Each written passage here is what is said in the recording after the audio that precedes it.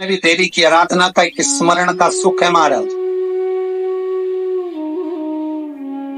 ज्योत का विधान है, नवरात्रे में देवी की ज्योत लगती है, अखंड ज्योति लगती है, जवारे बुआए जाते हैं, कलश लगता है। ज्योत का भी विधान है, जिसके यहाँ दिया अखंड जलाया जाता है, अगर वो दिए की बाती अगर दक्षिण दिशा की होती है तो उसके घर में साल भर में एक घात जरूर होती है।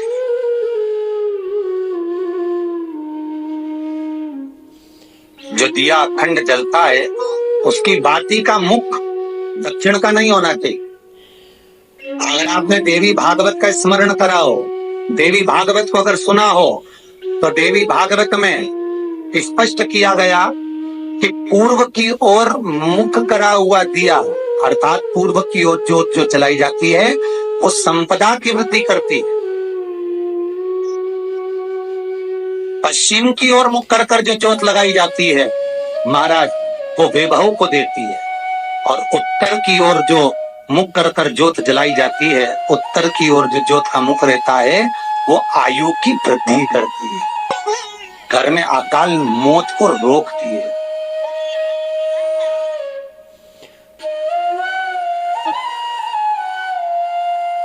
पत्र का जो भाव तत्व है उसको भी अच्छे से समझ लेना। दक्षिण की ओर ज्योत ना लगाए, अगर आपको लगाना है पूरब की लगाए, पश्चिम की लगाए या उत्तर की लगाए। और जितने दिन महारानी जगदम्बा जगतधात्री दुर्गा भवानी अब की बार माता जी घोड़े पर आई है, हर बार देवी बदल बदल के आती है, इस बार जो नवरात्रे आए वो घोड़े के आए। तो घोड़े पर जो देवी जी आती है वो समृद्धि को देने वाली आती है, लक्ष्मी की वृद्धि करने वाली आती है। जैसी घोड़े की रफ्तार होती है उस रफ्तार से लक्ष्मी घर में आती है। तो ये मत सोचना कि कोरोना महामारी ने हमको नीचे गिरा दिया या कोरोना महामारी ने रोक दिया, कमाई के स्रोत रोक दिए, धन रोक दिया, चिंता मत करना। मेरी माँ जगत जननी दुर्गा भवानी अब की बार घोड़े पर आई है, साल भर में इतना धन दे देगी कि आपने पीछे के 4 साल में नहीं कमाया होगा, इतनी मेरी माँ भंडार भर देगी। ये घोड़े पर आई है, कोई साधारण नहीं हो सकता। देवी भागवत में स्पष्ट किया गया, जब जगदम्बा मगर पर आती है उसका भाव अलग है, और जगदम्बा जब हाथी पर आती है उसका भाव अलग है, और जगदम्बा जब घोड़े पर आती है तो जगत को समृद्धिवान बना देती है, वैभव में कमी नहीं आती। अभी भले दुनिया के लोग अभी रोते हैं कि पैसा नहीं आ रहा, कोरोना महामारी ने सब तोड़ दिया, रोक दिया, पर चिंता ना करना। मेरी माँ अगर घोड़े पर आई है तो उसका सुख आपको जरूर मिलेगा। एक जरा सी मिट्टी की दुकान भी अगर आप खोल कर बैठेंगे तो चांदी और सोना के बराबर कमाएंगे, इतना धन देगी वो माँ, साधारण नहीं है मेरी माता। तात्विक सुख का आनंद देने वाली, लाभ तत्व प्रदान कर। और नवरात्रि में भी अगर आपकी कोई कामना है, आपकी अगर इच्छा है, आपका मन है, तो जगत जननी की आराधना करो। पति और पत्नी में अगर क्लेश है तो जगदम्बा के मंदिर में मक्खन चढ़ाओ, प्रेम बढ़ जाएगा। आपको लगता है कि पति कोई अन्य स्त्री से लगा हुआ है या परिवार टूट रहा है, तलाक तक पहुंच गया है, तो माता के मंदिर में आप ध्वजा लगवाइए, उस ध्वजा पर मक्खन लगाकर लगवाइए, आपको लाभ मिले।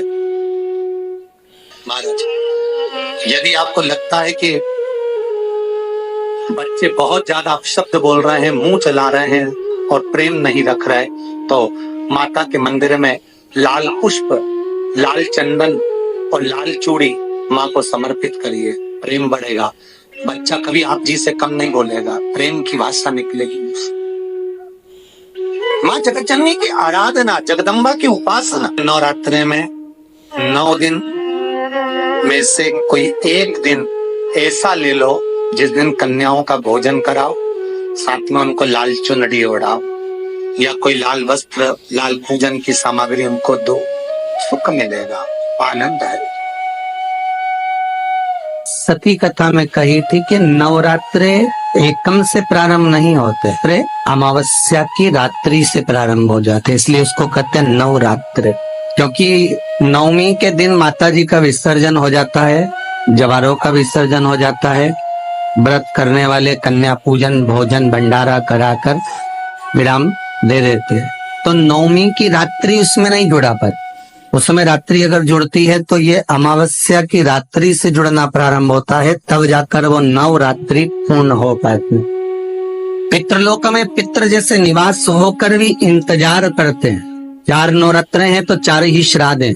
आज मौनी अमावस्या है, श्राद्ध का विराम हो जाता है और कथा अर्थात नवरात्र प्रारंभ हो जाते हैं दूसरे दिन। तो यह शास्त्र कह रहा है जैसे हमें प्रतीक्षा रहती है कोई अच्छे कार्य की, कि घर में कोई शुभ कार्य हो, घर में कोई अच्छा आयोजन हो तो अपने को आनंद होगा, प्रसन्नता होगी। उसी तरह हमारे जो पूर्वज चले गए, जो पूर्वज चाहे वो अधोगति में गए हो, चाहे वो देवगति में गए हो, चाहे वो पितृलोक में निवास कर रहे हो, तो जितने भी पितृलोक में निवास करने वाले पूर्वज होते हैं वो भी ये विचार करते हैं कि हमारे घर के वंश द्वारा, हमारे वंशजों द्वारा कोई ऐसा सत्कर्म हो जिससे हमारे जीवन की वितृप्ति हो और हमें आनंद की अनुभूति हो।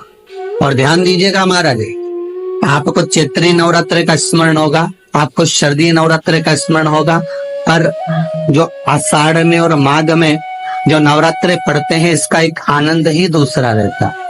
बस इतना जरूर होता है कि दुनिया के लोग वो जो 2 नवरात्रे होते हैं उसमें कलश की स्थापना भी करते हैं, देवी का पूजन भी करते हैं, अर्चना भी करते हैं, मंदिरों में भीड़ भी रहती है और खूब प्रेम से माता का जगराता वगैरह सब होता है। पर ये जो नवरात्रे हैं, 2 गुप्त नवरात्रे, इनका लोगों को स्मरण नहीं था। वो तो धीरे धीरे ये टीवी चैनल के माध्यम से कथाकारों ने, वक्ताओं ने स्मरण कराना जब चालू करा, धीरे धीरे बताना, मार्गदर्शन करना जब चालू करा, तब लोगों को ज्ञात होता गया कि कोई गुप्त नवरात्रा भी होता है, उसमें भी देवी की आराधना हो। ये 4 नवरात्रे अलग अलग अवस्था के हैं, अलग अलग सुख के हैं और अलग अलग आनंद के।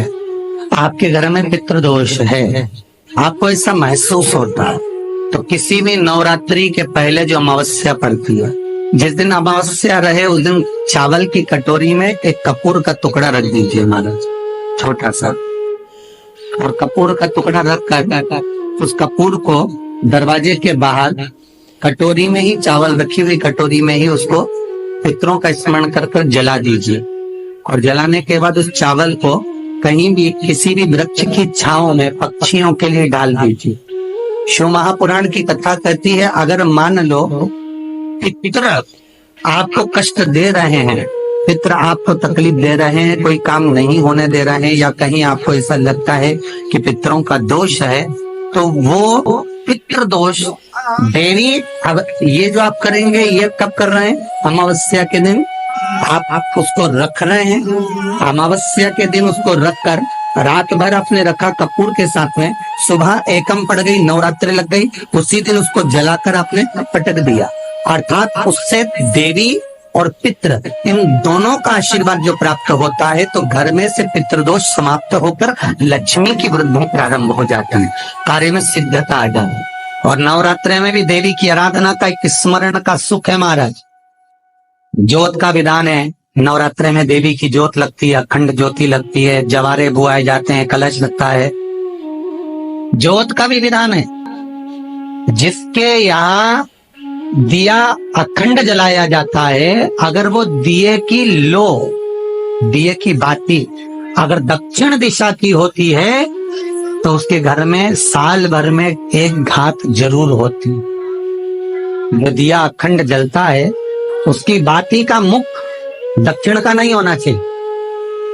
अगर आपने देवी भागवत का स्मरण करा हो, देवी भागवत को अगर सुना हो, तो देवी भागवत में स्पष्ट किया गया कि पूर्व की ओर मुख करा हुआ दिया, अर्थात पूर्व की ओर ज्योत जो जलाई जाती है वो संपदा की वृद्धि करती है।